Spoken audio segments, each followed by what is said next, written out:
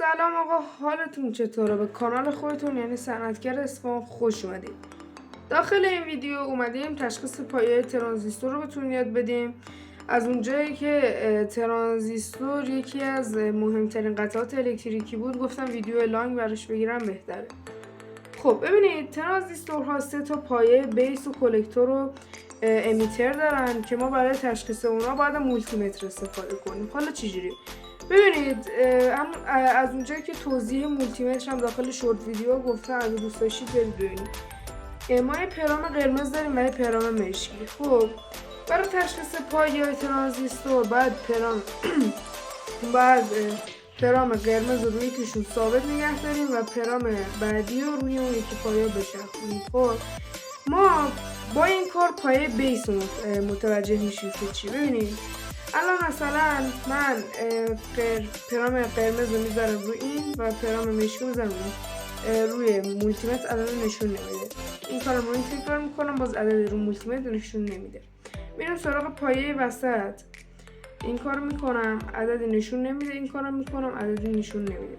میرم واسه سراغ پایه آخر. خب پایه آخر رو اینطوری میگیرم، اوکی، میذارمش بعدی روی. ببینیم که بذارین یه لحظه دقیق‌تر بده. 633,000 و پایه بعدی هم 631,000. خب الان این پایه‌ای که اینجا دیدیم به این دوتا پایه دیگه راه داره و ما پایه بیسمون رو پیدا کردیم. خب حالا این پایه امیتر و کلکتور رو چجوری باید نشون بدیم؟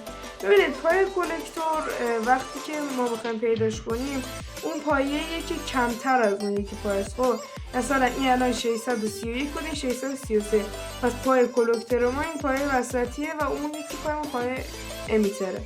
این هم یه ترانزیستور دیگه است که براتون آوردم که روی اینم اگه بخواین تست کنم، من اینو از قبل تست گرفته بودم. ببینید الان این پایه 700,000 و اون یکی پایه و اون یکی پایه 708,000. خب پس پایه بیسمون اینه، پایه امیترمون اینه و پایه کلکتورمون هم اینه. و این بود از آموزش تشخیص پایه‌های ترانزیستور. اگه آموزش خود ترانزیستور هم خواستید داخل کامنت ها بگین، ممنون میشم که حمایت کنید، ساب کنید و دمتون گرم. گودبای.